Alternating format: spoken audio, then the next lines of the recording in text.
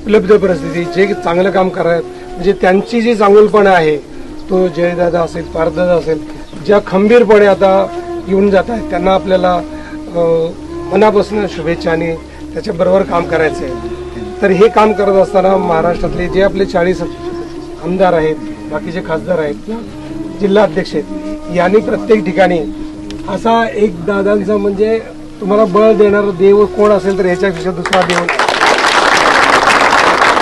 तर याचा देवगिरी आहे देवाचा डोंगर असतो देवाची राई असते देवाचा सहवास असतो आणि एक हसतमुख चेहरा तर हे आपल्याला पुढे घेऊन जायचं आहे। तर या निमित्तानं पुढच्या दरवर्षी दर आमदारांनी आपल्या कॉन्स्टिट्युन्सीमध्ये फॉरेस्टमध्ये 2000 दरवर्षी झाडं लावली तर दादांचं म्हणणं होतं की हा सावली पेरणारा पक्ष आहे आणि दादा हा सावली देणारा माणूस आहे हे आपल्याला पुढच्या काळानुसार दाखवायचं आहे आणि ही त्यांची आठवण पिढ्यानपिढ्या राहावं एवढीच माझी इच्छा।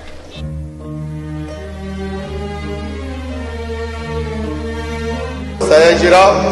तुमचं जे काही स्वप्न आहे किंवा तुम्ही आईला जे सांगितलेलं आईला डोळ्यासमोर आणून